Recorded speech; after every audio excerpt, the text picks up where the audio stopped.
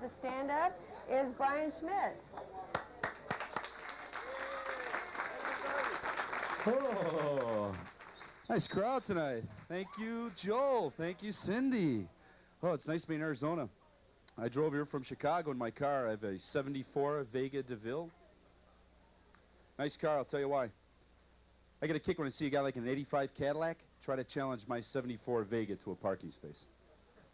I mean, I don't care. This guy hits me, a bunch of rust falls off, the car is lighter, I get better gas mileage. You gotta go for it.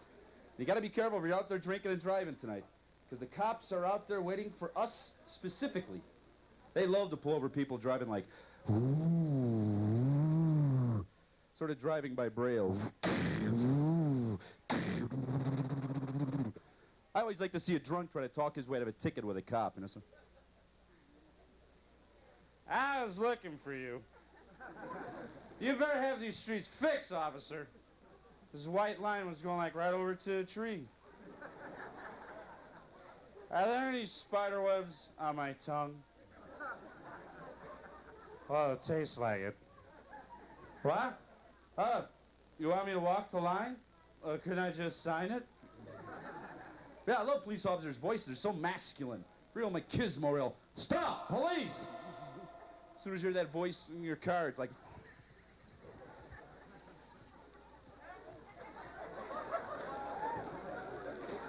Woo! Shake you up a little bit. Thanks, Mom. Thanks for coming tonight. I bring my mother with. She's a great lady. We got a lot of good-looking ladies in the crowd tonight. This is great. Ugly guy. Thanks a lot for coming, sir. Yeah, we caught you there. Can't get away from us. I like when women smell real good. Don't you guys? One guy. What do the rest of you thinking? No, I like when they smell like pigs. All right. Yeah, that's my kind of woman. Yeah, don't take a shower, dear. What are you doing? Yeah, why don't you move all the furniture in the house, do 50 sit-ups, and come right to bed, okay? Really, you can tell when you got too much perfume on, girls. Get in your boyfriend's car and all the electric windows go down. Yeah, you smell good tonight, dear. Yeah, we better take the expressway there. Guys wear perfume too, but we call it cologne. Really, guys wear things like Moose Crotch 400. Some guys put on so much cologne they walk like dog flop, the flies are confused. I get embarrassed by that, you know. But guys, if you meet a girl you like, you usually have to take her someplace that has a little bit of music, you know, so you can really impress her. Does everybody like music in here? No, we're deaf mutes. We like to lean against the jukebox, feel the vibrations. Well, hang around. We're going to have some of those. I love the blues. I'm from Chicago, home of the electric blues. And people that sing the blues are always unknowns, you know? You never know who they are. I like to see somebody famous sing the blues. Somebody like Quasimodo, Hunchback of Notre Dame. He's got something to say.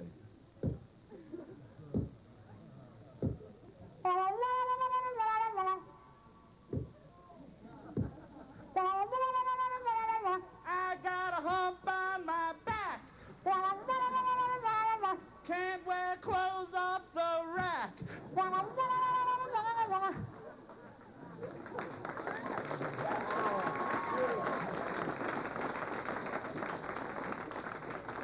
Then you got to take the girl someplace that has a little bit of liquor. You know, so you can buy her a couple of drinks, you know, like 30, 40 shots of Jack Daniels.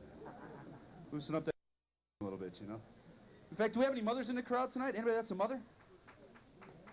All right, I love it. How many kids do you have, dear? 2, and that's it.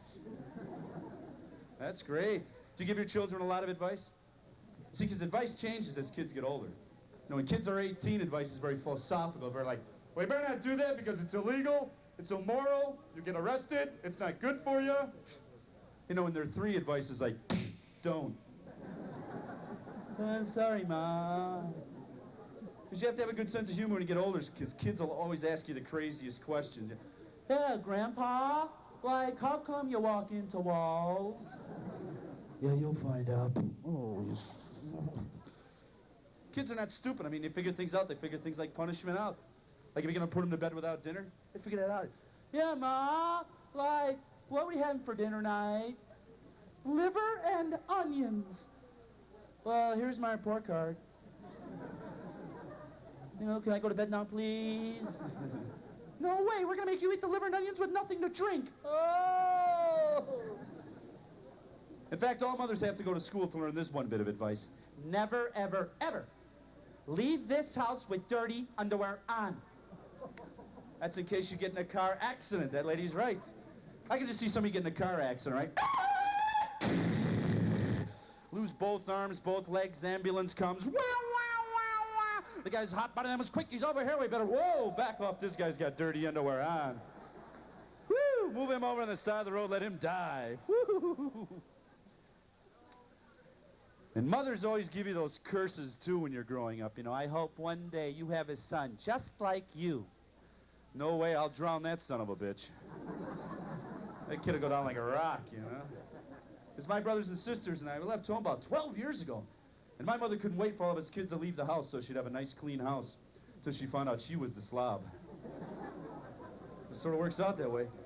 Yeah, the holiday season is over. I'm kind of sad. Yeah, holidays. The holidays. That's the time of year you hang around with a bunch of relatives you wouldn't be caught dead with in July. That's right, Grandma comes over, gives you that kiss, sucks like half the hair off your face, and then she's always got to give you that one line, you know.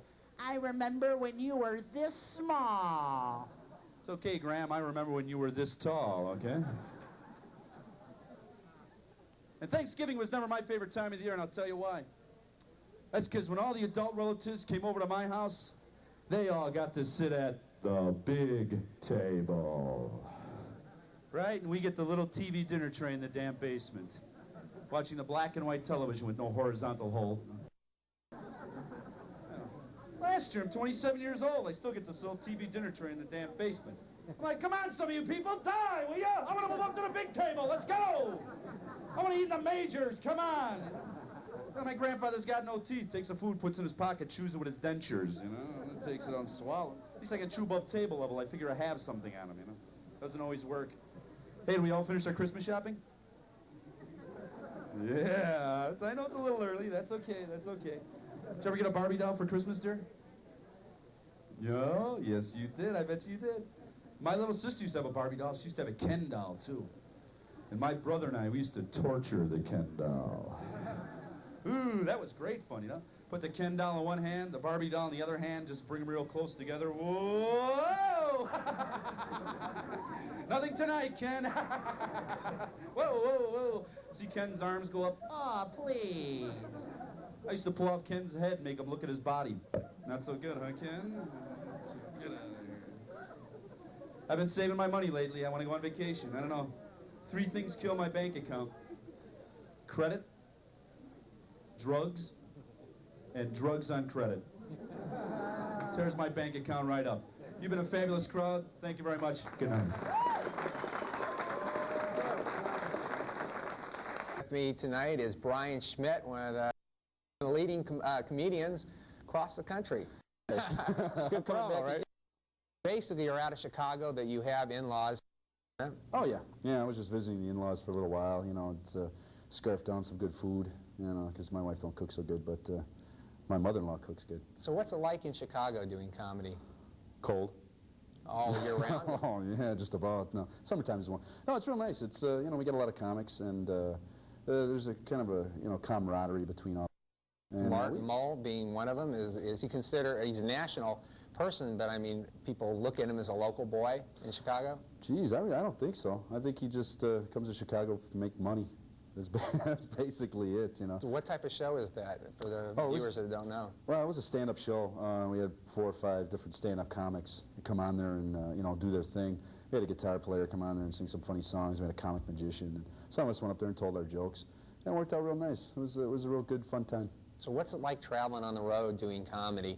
So it seems like a very glamorous occupation. No, you got to do your own laundry. That's what I don't like about it. But other than that, you get to meet a lot of nice people, go to a lot of different places. I've been to West Virginia. And what interesting stories have you encountered, let's say, at West Virginia? Oh, West Virginia. Oh, that's a weird place. I don't know. That's the kind of place you'd schedule on your vacation when you want to pick up souvenir ashtrays. That's just about it. There's nothing else. A lot of darkness. Who are some of the people you've worked with in your comedy career? Oh, I worked with Jay Leno, Harry Anderson, who's got the Night Court series now, and he's doing very well at that. Stephen Wright, who's an up-and-coming, he's a very hot comic right now, too. We've In fact, had that's people David Bowie's favorite comic is Stephen Wright. Oh, really? We've had featured people like Bruce Baum, Denny Johnston, Charlie Hill. Oh, I've worked with Bruce Baum. Yeah, He comes to Chicago every once in a while and does his baby man for us. Yeah, he's quite a character. Who influenced your comedy career the most? The comedy, probably my mother. She was a pretty crazy lady. She had a great laugh. And, So in school you were known as the class comic? Yeah, yeah. I used to get a lot of detention for that, you know. And all the teachers started to know my mom, and then they sort of knew where it came from after they met my mother. She had a great laugh. My brother and I, when we were young, we used to get lost in department stores. We used to just wait until my mother would laugh, and bang, then we could pick her out right away. So we never lost her. So a lot of comedians do a lot of political jokes, and as one of the questions you wanted me to bring up some political aspects of your act.